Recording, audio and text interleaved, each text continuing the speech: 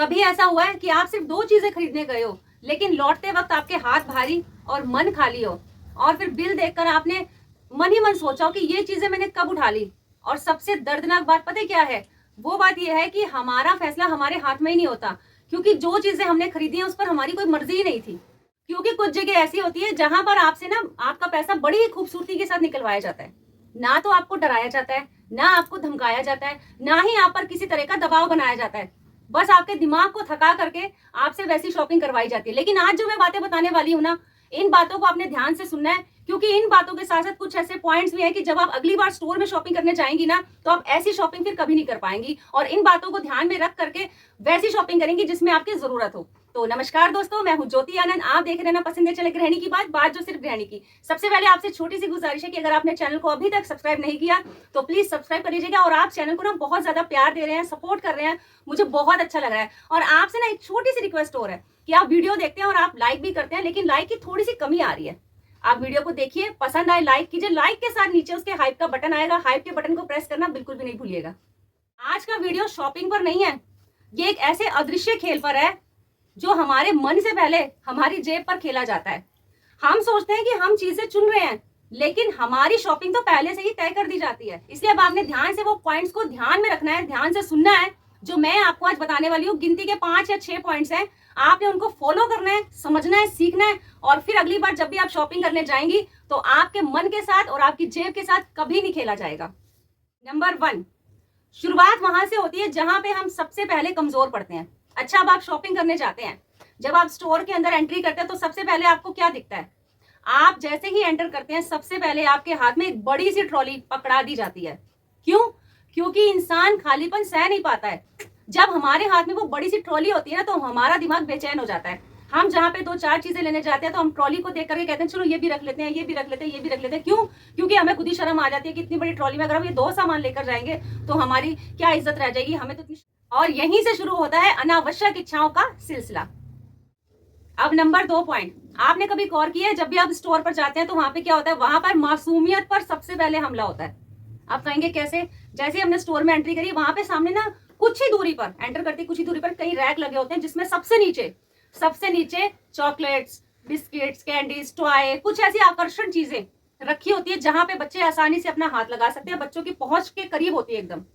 और फिर क्या होता है? बच्चे जरूरत नहीं समझते, आकर्षण समझते हैं। और वहीं पर पेरेंट्स जो हैं, माँ बाप जो हैं, बच्चों की आकर्षण यानी मासूमियत के आगे हार जाते हैं, क्योंकि उन्हें वो चीजें दिलानी ही पड़ती हैं। ये एक टेक्निक होती है कि बच्चों के आगे जब हम वो चीज रख देते हैं तो बच्चे खरीदारी करते हैं, और हमें जरूरत पता होती है लेकिन बच्चों को पता नहीं होती है, और फिर हम वही बेवजह की चीजें उठा करके बच्चों को दे देते हैं। नंबर 3 तो सबसे बड़ा गेम है, वो है सेल्फ सर्विस का। आपने देखा होगा जब हम पहले के जमाने में, जब हम छोटे होते थे ना, हमारी मम्मी दादी वगैरह जब ग्रोसरी का सामान लेने जाती थी तो वो क्या करती थी? घर से ही ना लिस्ट बना करके ले जाती थी।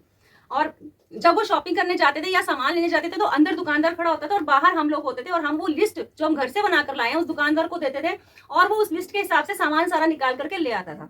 लेकिन अब के टाइम में क्या होता है? हम सेल्फ सर्विस हमें दी जाती है, यानी जैसे हम एंट्री करते हैं ट्रॉली के साथ साथ हमें बोल दिया जाता है कि इतना सारा सामान लगा, जो आपको चाहिए आप ले लो। तो उसमें क्या होता है? हम जरूरत की चीजें तो बाद में हमें लगता है कि ये भी हमारी जरूरत की, ये भी जरूरत की। जरूरत को तो सब कुछ होता है, लेकिन जो हमारे घर के हिसाब से, जो हमारी लिस्ट के हिसाब से, जो पॉकेट के हिसाब से हमने सामान तय किया होता है, वो हम खरीदते बाद में हैं। पहले बेवजह की चीजें ज्यादा खरीद लेते हैं। यहीं पे इनका असली गेम शुरू होता है, सेल्फ सर्विस का। अब नंबर 4 है कि जो असली चीजें होती हैं वो सबसे आखिर में क्यों होती हैं?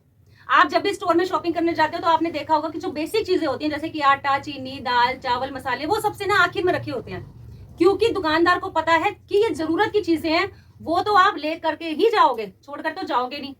इसलिए उन्हें शुरुआत में नहीं रखा जाता। जब आप स्टोर में एंट्री करते हो तो आपको पूरे स्टोर में घुमाया जाता है कि वहां पे ऐसी चीजें होती हैं जो जरूरत की भी नहीं होती, वहां पे आप आकर्षक होते हो देख करके, और उन चीजों को भी उठा लेते हो, और यहीं पे आपकी जो कमजोरी है वो हार जाती है। अब नंबर 5 है, ऑफर नहीं मनोवैज्ञानिक जाल होता है, यानी बाय 1 गेट 1 फ्री। यहाँ पे लालच को सम्मानजनक नाम दिया जाता है। जब हम सामान लेते हैं तो हमें वहां पे कई सारे ऑफर्स नजर आते हैं, जैसे buy 1 get 1 free, buy 1 get 2 free, ऐसे कई ऑफर्स होते हैं, और हमें लगता है कि हम बचत कर रहे हैं, क्यों नहीं इनको उठा लें, जबकि हमें इन चीजों की जरूरत भी नहीं होती है। लेकिन फिर भी हमारा दिमाग हमें उस टाइम ये कहता है कि हम बचत कर रहे हैं तो हमें ये चीजें ले लेनी चाहिए।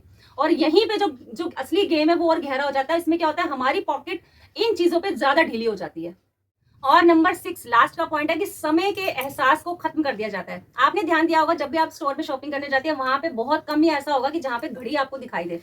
वहां पे घड़ी नहीं होती, वहां पे ना धूप का पता चलता है, ना छांव का पता चलता है, ना गर्मी का पता चलता है। वहां पे सुगंधित सुगंधित खुशबू होती है, ठंडी ठंडी हवा होती है, ऐसा माहौल बना दिया जाता है, धीमा धीमा संगीत चल रहा होता है, क्योंकि उन्हें पता है जितनी देर ग्राहक वहां रुकेगा उतनी देर टूटेगा, और जब उतनी देर टूटेगा तो कुछ ना कुछ वो खरीदारी करके ही जाएगा। तो यहीं पे होता है इनका असली गेम शुरू। पता है क्या होता है, सबसे दुख की बात ये होती है कि कई बार हम वो चीजें भी खरीद लाते हैं जिनकी हमें जरूरत ही नहीं होती है, और जिन चीजों की हमें जरूरत होती है उसके टाइम पे हमारे पास पैसे ही खत्म हो जाते हैं। इसलिए अब ध्यान दीजिए, जब भी आप अगली बार शॉपिंग करने जाएं तो इन चीजों से परहेज कीजिए। पहले ही घर से लिस्ट बनाकर लेकर जाइए। अगर आपने घर में लिस्ट बनाई है और आपके सामान की क्वांटिटी कम है, मान लीजिए आपने 4-5 चीजें ही खरीदनी है जो आप घर से सोच करके जा रही हैं, तो एंट्री करते ही सबसे पहले ट्रॉली को अवॉइड कीजिए कि हमें ट्रॉली नहीं चाहिए। आपने 4-5 सामान लेने और आपकी जेब में भी उतने ही पैसे हैं, तो आप इन चीजों पे जाइए, वही चीजें उठाइए, बिल बनवाइए और बाहर निकल आइए। क्योंकि जितनी देर आप वहां रुकेंगी उतनी देर आपका दिमाग बेचैन रहेगा, आप खरीदारी करते रहेंगे और बेवजह की खरीदारी करेंगे, और हो सकता है आपकी उस वक्त जो पर्स में जरूरत के पैसे होंगे, जैसे कि मान लीजिए आपने वो पैसे रखे होंगे कि मैंने बच्चों की स्कूल की फीस देनी है कल, इसके लिए पैसे मैंने अलग बचा करके रखे हैं, शॉपिंग के अलग रखे हैं, तो उससे क्या होगा, आपकी वो रकम भी टूट जाएगी। अगर आप कम क्वांटिटी में सामान लेने जा रही हैं, तो यानी आपने 4-5 चीजें लेनी है, तो ट्रॉली को अवॉइड कीजिए, जो चीज लेनी है वही लीजिए और सीधा बाहर निकल आइए। अब आगे आपने क्या करना है, जब आपने वो काम की चीजें खरीदनी है तो आप क्या कीजिएगा, ऑफर्स पे ज्यादा ध्यान मत दीजिएगा, क्योंकि अंदर तो बहुत सारी चीजें लगी होंगी और आप घर से मन बना करके जाइए कि मुझे इतना ही सामान लेना है। मेरी कई बहनें कहेंगी कि दीदी क्या करें, अब क्या शॉपिंग करना बंद कर दें? शॉपिंग करना बंद नहीं करना है, आपने जागरूक होना है, समझदार बनना है, और ये देखना है कि अगर मेरी पॉकेट में 500 रुपए हैं या 1000 रुपए हैं, मुझे उसमें से सामान खरीदना भी है और बचाना भी है, पूरे लुटा करके नहीं आ जाना। कई बार क्या होता है, हम बेकार की चीजें ना वैसी खरीद लाते हैं, फिर घर में आके ना जब वो थैला खोल के चीजें निकाल करके देखते हैं ना, सच बताना ऐसे कितनी बार हुआ है ना, जो वो चीजें निकाल करके देते हैं और मन में कितना पछतावा होता है कि ये मैंने बेकार में ले लिया, ऐसे 150 रुपए फूक दिए, 200 रुपए फूक दिए, मुझे तो जरूरत भी नहीं थी, वहां पे अच्छा लग रहा था तो मैंने उठा लिया। लेकिन ऐसा आगे से कभी नहीं होना चाहिए। आप ध्यान दीजिएगा, वही पैसे आप उठा करके बैंक में डालिए, जोड़िए, पर्स में डालिए, डब्बे में डालिए, गुल्लक में डालिए, जहां आपका दिल करता है वहां पे डालिए। उन पैसों की सेविंग कीजिए, क्योंकि जब आपके हाथ में पैसे होंगे ना, तो जो भी आपको चीज खरीदनी होगी वो आप फटाफट से खरीद सकते हैं।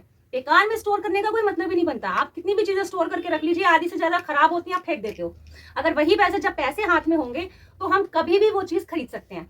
इसलिए आइंदा से जब भी आप शॉपिंग करने जाएं, इन सभी पॉइंट्स पर ध्यान दीजिए और काम की ही चीजें खरीदिए। जब आपको लग रहा है कि मेरा बजट भी थोड़ा सा ऐसे ही चल रहा है, टाइट है, मुझे कई सारी चीजें भी लेनी है, तो अपने आप को जागरूक बनाइए। और मेरा ये वीडियो अगर आपको पसंद आया है तो ये उन लोगों तक भी जरूर पहुंचाइएगा जिनको इस वीडियो की ज्यादा से ज्यादा जरूरत है। यानी वीडियो को लाइक कीजिएगा, लाइक करते ही नीचे हाइप का बटन आएगा, तो ये वीडियो उन लोगों तक जरूर शेयर कीजिएगा जिनको सच में फालतू की शॉपिंग करने की आदत पड़ी हुई थी, लेकिन अब वो मेरा वीडियो देखेंगे तो काम की शॉपिंग करने की आदत उनको डल जाएगी। और पैसों को जोड़ने की वो बनाइए कि मुझे पैसे जोड़ने हैं, SIP करनी है, FD करनी है, बचत करनी है, इमरजेंसी फंड बनाना है, क्योंकि पैसा ही आपके काम आएगा। बेकार की चीजें ला करके फेंकोगे वो बर्बादी है। घर की बर्बादी करना औरत का काम नहीं है, औरत का काम है घर को संभालना, जोड़ करके रखना और पैसे बचाना। और आप एक गृहिणी और बहुत समझदार है, मुझे पता आप ये करके दिखा देंगी।